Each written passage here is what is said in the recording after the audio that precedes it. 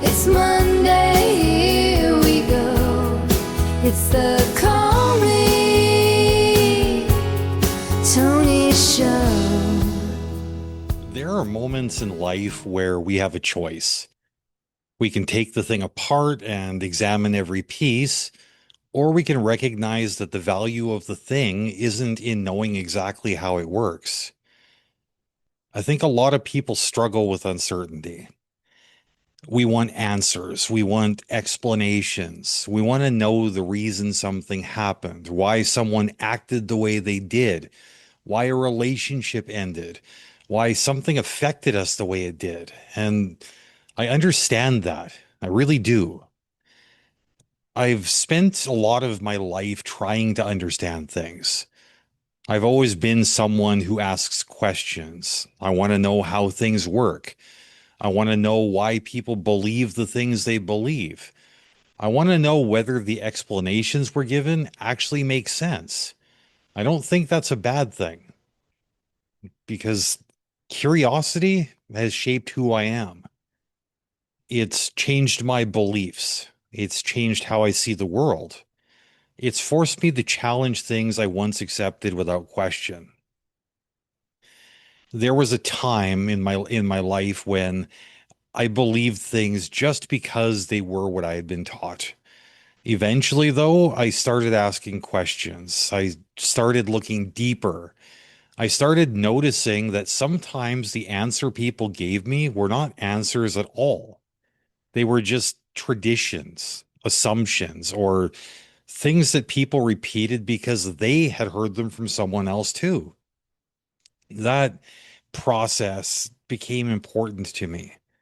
Understanding became important to me. But there's something I've learned along the way. Understanding everything is not always possible. And more importantly, understanding everything is not always necessary. There's a difference between something being unexplained and something being meaningless. And I think that sometimes we confuse those two things. If we can't explain something, we often feel like we either have to dismiss it or find an explanation immediately. We feel uncomfortable leaving a question unanswered. And I understand why. There's a certain discomfort in saying, I don't know, especially for people like me who value knowledge, especially for people who pride themselves on thinking critically, because we often treat uncertainty as a weakness. We think that if we don't have an answer, that we've somehow failed. But maybe there are times when not having an answer is actually the most honest answer available. Maybe there are experiences in our lives that are valuable exactly because they don't fit neatly into a box, not because they're magical, not because they prove some larger truth, because they mattered to us. I think there's a temptation, especially in the modern world, to believe that everything meaningful has to be analyzed. Everything has to be measured. Everything has to be explained. And there is value in that. There absolutely is. The scientific method has given us incredible things. Critical thinking protects us from believing things that aren't true. Questioning ideas is how we grow. And I don't want to live in a world where we stop asking questions, but I also don't want to live in a world where the only things we're allowed to value are the things that we can explain. Because some of the most important things in our lives just don't work that way. I think love is a good example. We can study love. We can look at biology, psychology, attachment, chemistry, and all the things that influence human connection. And all of that information is super valuable. But if someone tells you why they love someone and they give you a list of reasons, those reasons still don't fully capture the experience. They're describing parts of it. They are not describing all of it. A song can be broken down into notes, timing, rhythm, and structure. A painting can be broken down into color, technique, and composition. A sunset can be explained through physics, but none of those explanations make the experience less meaningful. They also don't replace the experience itself. And I think that's where I've changed over time. I used to think that if something couldn't withstand examination, then maybe it just wasn't worth believing. Now I'm wondering if there's another possibility. Maybe some things are worth experiencing before we decide what they mean. Maybe some things can be held without being solved. That's not the same thing as abandoning reason. It's recognizing that reason is a tool, a very powerful tool, but still a tool. And like any tool, there are times when it is exactly what we need, and there are times when using it is actually the wrong approach. There's a difference between curiosity and control. I think sometimes we or tell ourselves that we're searching for answers because we're curious when underneath that curiosity is something else.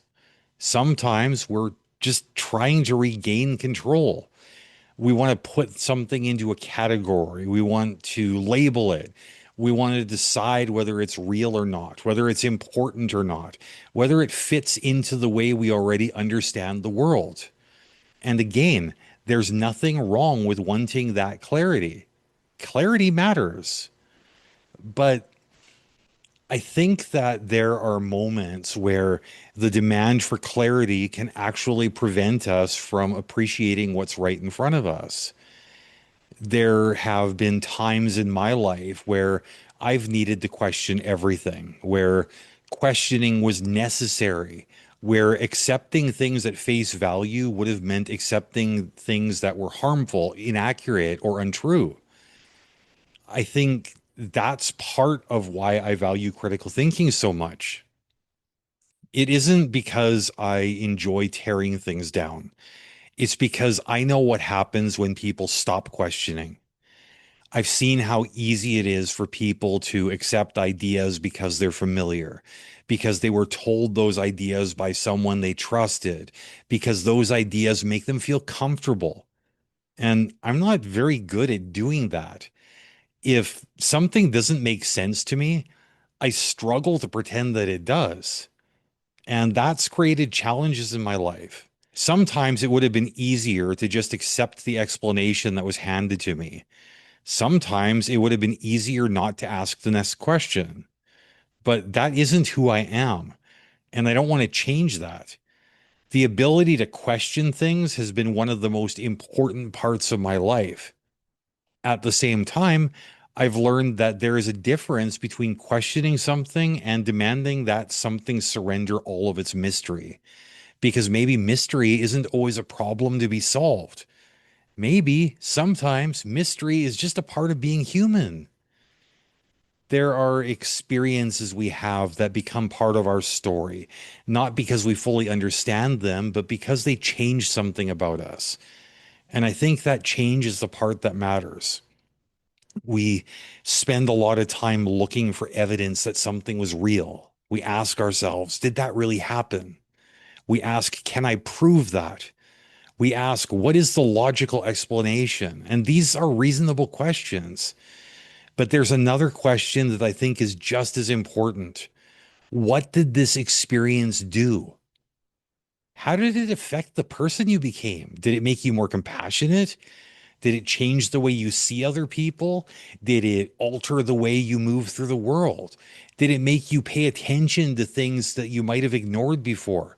Because sometimes the most important part of an experience isn't the experience itself, it's the person you become afterward. I think about how many things in our lives work this way.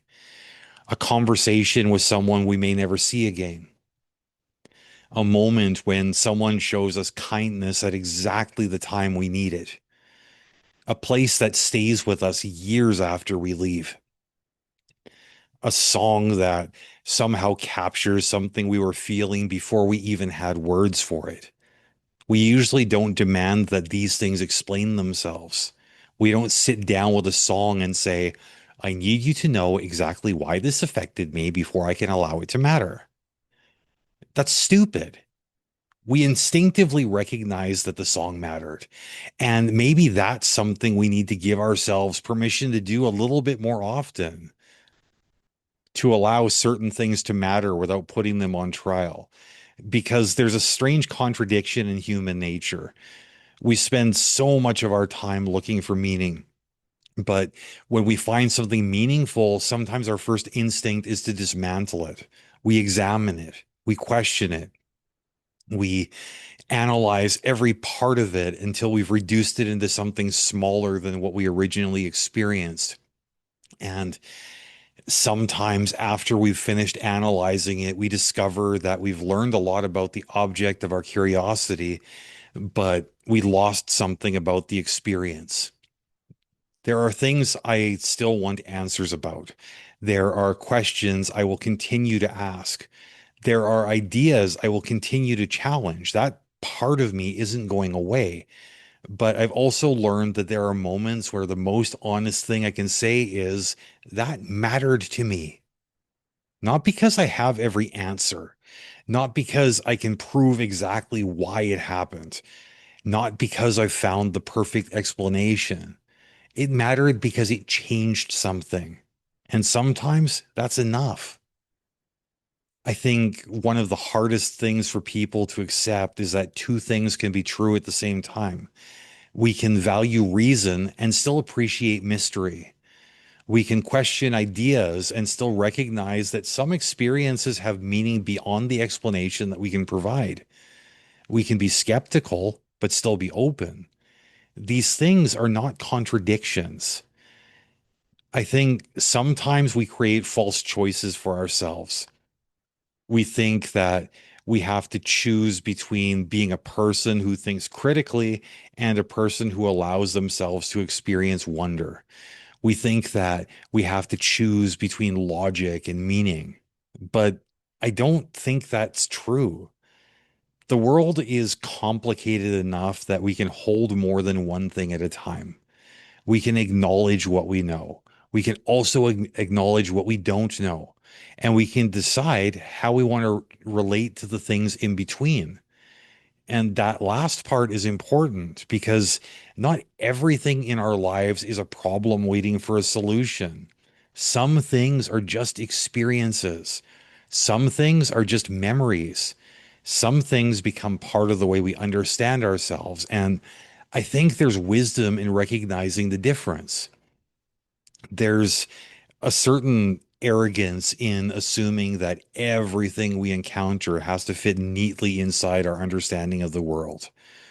Human beings have always struggled with that.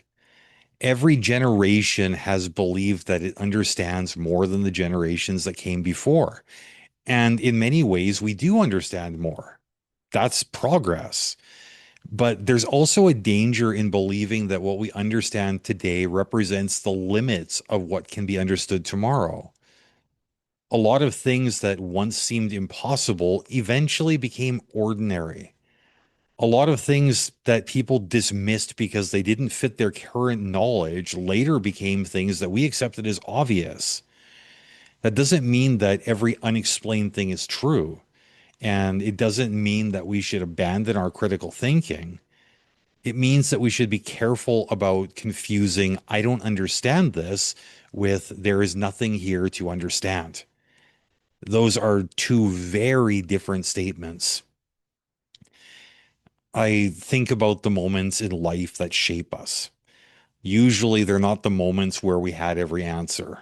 They're often the moments where something happened that forced us to see ourselves differently. A loss, a relationship, a conversation, a realization, a moment where something shifted. And then years later, when we look back, we don't remember every detail, but we do remember how it changed us. We remember who we were before, and we remember who we became after. And maybe that's where the real meaning exists. Not in solving the mystery, not in proving the experience, not in finding the perfect explanation that allows us to put it away. Maybe the meaning is in allowing something to remain a part of us. There are things in life that I can explain. There are things I've examined from every possible angle. There are things where I've gone looking for answers because answers mattered. And then there are things where I've made a conscious decision not to do all of that. Not because I'm afraid of the answer and not because I don't value understanding, but because sometimes the process of taking something apart changes the thing itself. There's a reason why we don't preserve every beautiful thing by studying it under a microscope. There's a reason why we don't experience every moment through the lens of analysis. Sometimes we just give ourselves to the experience. Sometimes we allow something to exist. And I think that's a skill. Knowing when to question, knowing when to investigate, knowing when to search for answers, but also knowing when to say, this has meaning to me, and I don't need to cut it open to find out why. That might be one of the harder forms of acceptance. Not accepting an idea because someone told you to, not accepting something because it's convenient, but accepting that some parts of your life story are allowed to remain mysterious. They can remain questions. They can remain moments that you carry with you. And maybe that's enough. Because life isn't just made up of the things we understand. It's also made up of the things we experience. And sometimes the things we can't fully explain are the things that stay with us the longest.